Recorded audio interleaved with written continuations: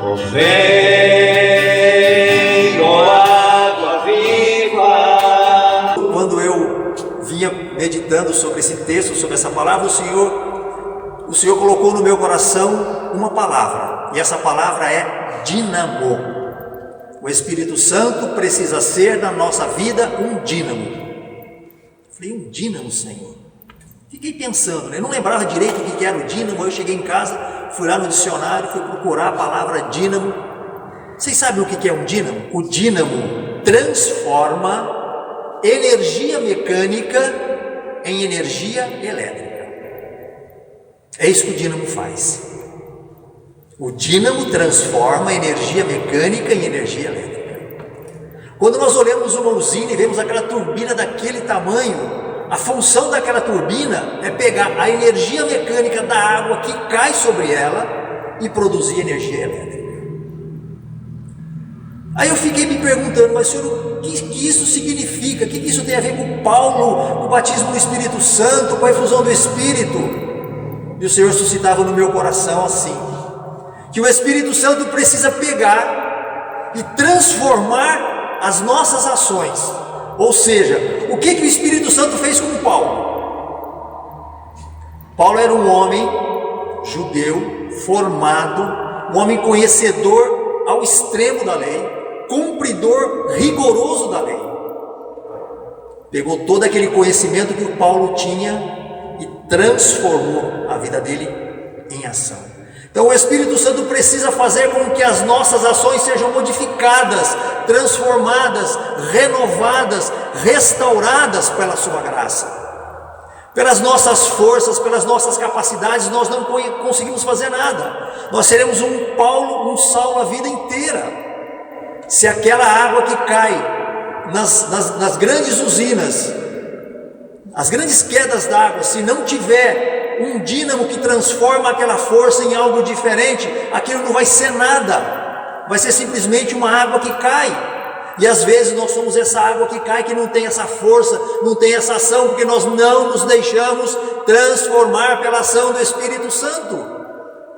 Não adianta nada eu vim aqui no grupo de oração toda quarta-feira, eu vim todo domingo na missa, se eu não permitir que o Espírito Santo transforme a minha vida, se eu não permitir que o Espírito Santo realize coisas novas através de mim, se eu não comece a modificar os meus comportamentos, se eu não começar a modificar as minhas atitudes, se eu não passar a olhar para o meu irmão com amor, com carinho, eu vou continuar sendo um Saulo conhecedor da lei, aplicador da lei. Pouquinho antes, a gente lê um pouquinho antes, no Atos dos Apóstolos, nós vamos ver Saulo de pé, segurando as vestes de Estevão na porta da cidade, enquanto Estevão era apedrejado,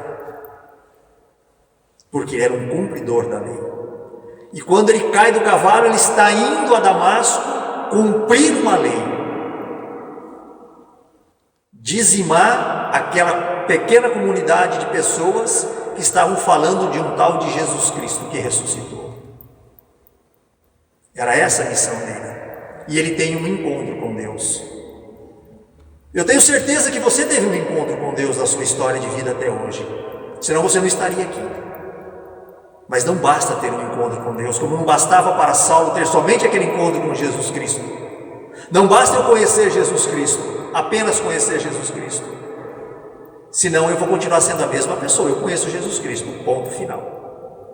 Foi preciso que Paulo experimentasse a graça do batismo do Espírito Santo,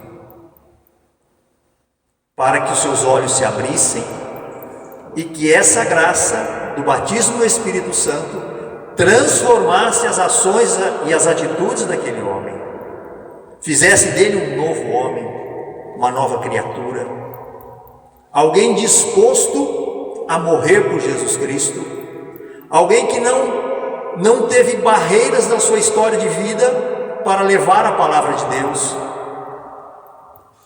Paulo foi o homem que mais viajou anunciando a palavra de Deus. Enfrentou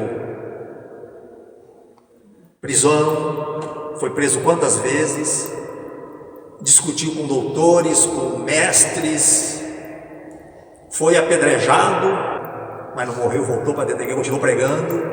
Não tinha medo, porque o Espírito Santo nos dá força, nos impulsiona, nos leva para frente. Aí eu compreendi a palavra dínamo que Deus colocou no meu coração. Eu preciso permitir que a graça de Deus derramada no meu coração se transforme em ação na minha vida.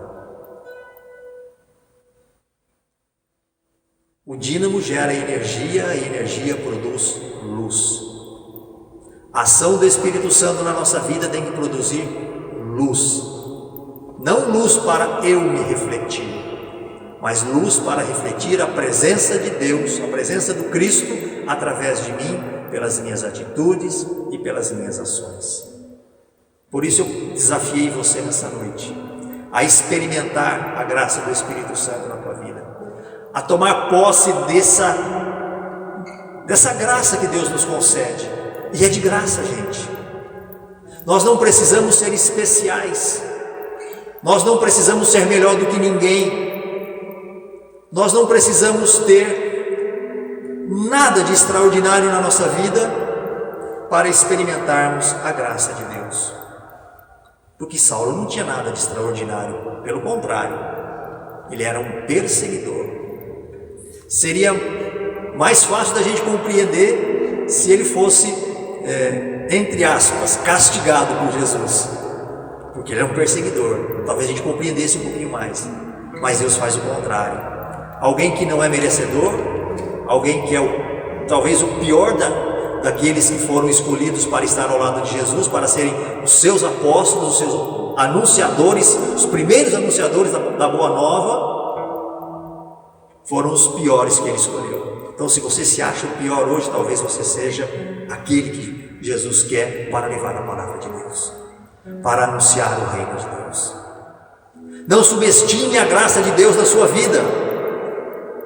Não se ache indigno de ter a graça de ser um anunciador da palavra de Deus, não importa a condição de vida que você esteja ou viva. Lembre-se, se Deus tocar no teu coração, se você sentir esse chamado de Deus, abra as portas do teu coração, assim como Saulo fez. Vem, Espírito Santo.